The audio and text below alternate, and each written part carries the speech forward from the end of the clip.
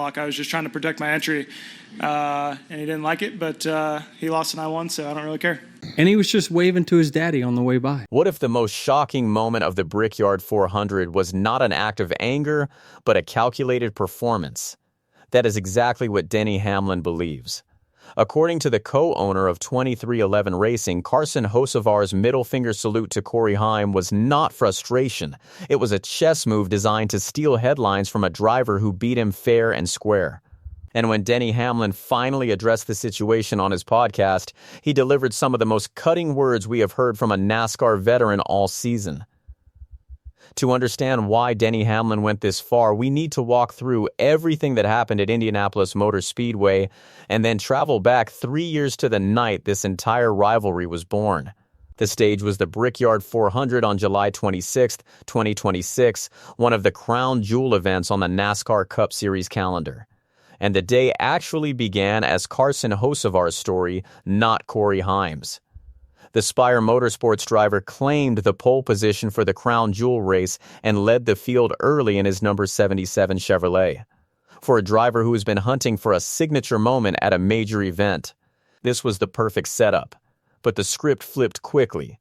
Carson Hocevar pitted from the lead in Stage 1, got caught up in traffic, and could not recover the ground he lost. By Stage 2, his situation had gone from bad to worse. During a cycle of green flag pit stops, Carson Hocevar blended back onto the track directly behind the race-leading Corey Heim, who immediately began aero blocking to keep the number 77 Chevrolet pinned behind him. Carson Hocevar was now trapped a lap down, stuck behind the one driver in the field he cannot stand, and the frustration was building with every lap. Then came lap 91, the moment that would dominate every headline for the next week. Corey Heim peeled off to pit road for service, and Carson Hocevar saw his opening. He pulled alongside and flashed the middle finger out the window before continuing. The gesture came at nearly 180 miles per hour down the famed front stretch of Indianapolis Motor Speedway, and the television cameras captured every second of it. Here is a detail that makes the moment even more pointed. Heim had let team owner Denny Hamlin go by just moments before, but did not extend such a courtesy to Hocevar. Corey Heim was willing to show respect to his boss, but Carson Hocevar got a wall of defense instead, and the middle finger was his answer. Now here is the kicker that makes this story almost comical. Corey Heim did not even see the gesture. Heim was busy heading to pit road when the one-finger salute sailed out the window from Hocevar's number 77 Chevrolet, so it wasn't until Heim was with the crew of TNT Sports' post-race show that he learned his adversary signaled anything at all. And by that point, the scoreboard had already delivered the ultimate response. Corey Heim surged to the lead late and won the Brickyard 400, scoring his first crown jewel victory in the NASCAR Cup Series and his second win in just his 15th career start, all on a part-time schedule. He held off Christopher Bell and Joey Logano over the final 34-lap green flag run to seal it. Carson Hocevar, the pole sitter who started the day with all the momentum, crossed the finish line in 9th place. Fresh off his victory lane celebration, Corey Heim watched the replay of the gesture and responded with 4 words that instantly went viral. Handed him a big fat L, Heim quipped. But to truly understand why these two drivers despise each other, we have to rewind to 2023 and the NASCAR Craftsman Truck Series championship race at Phoenix Raceway. This is the original sin of the entire rivalry. Corey Heim and Carson Hocevar found themselves fighting for a Truck Series title that night, and on lap 120, Corey Heim passed Carson Hocevar for 6th place, which made him the highest-running driver eligible to win the championship and provisionally in line to be crowned under that format. Seconds after being cleared, Carson Hocevar first delivered a bump to the number 11 truck, then made contact that sent Corey Heim around, ruining his hopes. Carson Hocevar visibly looked disappointed in himself for spinning Corey Heim and admitted over the radio that his contact was an accident. But mistake or not, Corey Heim was not letting that slide. Later in the same race, Heim squeezed Hocevar into the fence, getting immediate payback. Neither driver walked away with top honors that night. The caution also affected Grant and Finger's title hopes, and Ben Rhodes went on to win his second championship. The feud foundation was laid in the desert, and Corey Heim has never moved on from it. As he put it himself much later, he wiped me out for a championship. Corey Heim does not hate Carson Hocevar, but he is not cutting him a break on the track anytime soon. Since that night in Phoenix, both drivers have carved their own paths, and the contrast between them could not be sharper. Carson Hocevar has grown to embrace his hurricane nature, whether it is ruffling veteran drivers' feathers with daring moves or showing his full, unfiltered personality over the radio and in media sessions. He has admitted time and time again that he is willing to go for wins at whatever the cost may be, drawing comparisons to a young Dale Earnhardt. His breakthrough victory at Talladega Superspeedway perfectly encapsulated the Carson Hocevar experience as he charged to the front late and then delivered a one-of-a-kind celebration. Corey Heim has demonstrated to be the complete opposite. He finally collected that Truck Series championship last fall, breaking numerous records along the way, and inked a deal with 2311 Racing, where he will start driving the number 35 Toyota on a full-time basis next year after serving as the team's development driver. He's shown to be cool, calm, and collected, not just in the race car, but even outside of it, delivering sharp, straightforward interviews.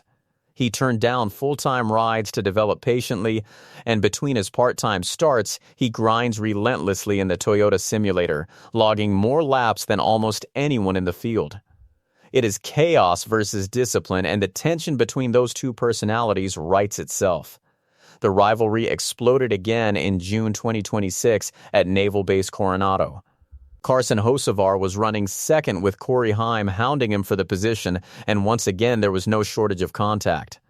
Heim bumped Hocevar in the chicane at Qualcomm Circuit, sending the number 77 Chevrolet around and leaving Hocevar with a 19th place finish after starting on the front row and scoring points in both stages. Corey Heim, of course, went on to score his first career NASCAR Cup Series win in San Diego. When fans flooded social media to criticize the late contact, Corey Heim was ready to take exception, replying to Carson Hocevar's supporters by reiterating Carson Hocevar's own words, "Well, just get the out of the way and there wouldn't be a wreck. You know what I mean? Just move. Just move out of the way." The pettiness only escalated from there. Carson Hocevar hosted the Dale Jr. Download podcast after San Diego and teased Corey Heim about not calling in to the weekly winter interview segment. "I was excited to do the interview," Hocevar said during the episode. "I was excited to do the winner's segment here. They must not have cell service in California. Can't call in?" And there was one more strange subplot from that weekend. After the race, Carson Hocevar asked Denny Hamlin for Corey Heim's phone number. Denny Hamlin later explained that he was unaware of the on-track incident and believed Carson Hocevar wanted to congratulate Corey Heim. He did not. That brings us back to the fallout from the Brickyard 400, where the war of words reached a new level. Carson Hocevar played the sarcasm card when reporters asked about the gesture. "I'm just a fan, wanted to wave. He's number one." "He won," Hocevar said. But buried inside his answers was a more honest admission about why these two keep colliding. "We're both good at manipulating air, so a lot of times we're just pissing each other off," Hocevar said. He even confessed that Corey Heim's part-time status has been a blessing, saying, "I wish they were still holding him out and running him part-time because that's eventually a car I'll have to race."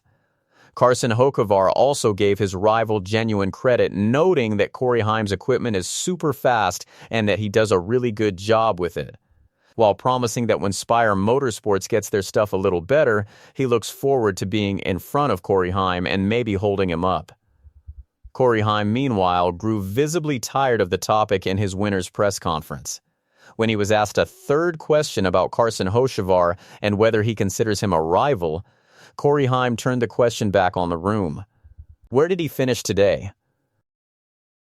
The media answered in unison, "Ninth." "You guys love talking about a guy who finished ninth. I mean, holy crap," Heim said. "Yeah, I mean, all I did was make sure he stayed behind me, and I did, and I finished in front of him. I don't worry about a narrative or a genre. Like, he's got a ton of talent, and he's going to win a lot of races, and I'm focused on myself and trying to do the same. That's really all there is to it. He also defended his driving during the battle, explaining, "I was blocking him, not really too bad, I thought. I mean, I was trying to just hold my position, and I never threw like a bad block.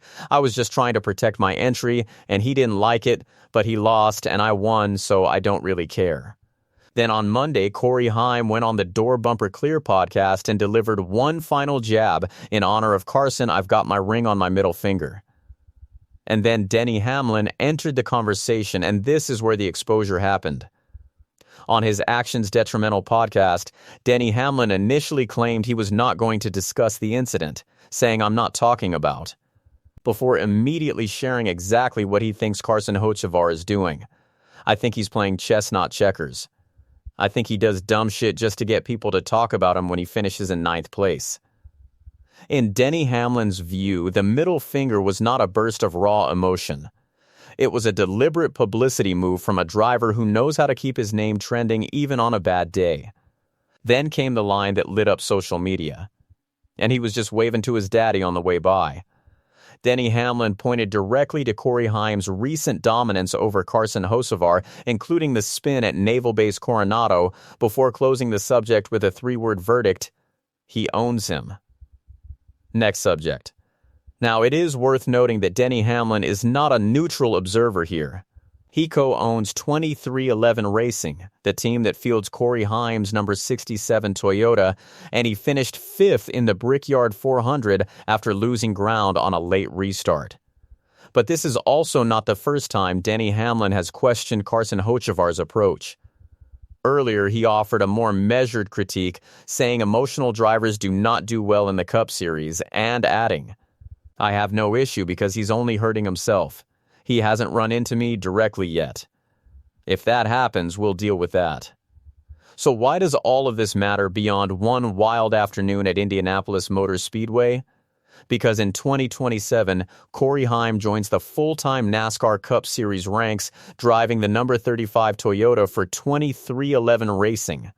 That means these two drivers will share the same racetrack every single week, and Carson Hocevar himself admitted that is a problem he will have to face for years to come. The NASCAR Cup Series has been starving for an organic, personality-driven rivalry between young stars, and this one has every ingredient: a championship grudge from 2023, completely opposite personas, social media beef, podcast shots, and now a crown jewel flashpoint witnessed by millions. Corey Heim insists he does not worry about a narrative, and Carson Hocevar insists he is just a fan who wanted to wave. But the history between them says otherwise. The only remaining question is whether this rivalry stays verbal or whether it ends with torn-up race cars once Corey Heim and Carson Hocevar go head-to-head full-time in 2027. Judging by the way things keep escalating, the next chapter is probably not very far away.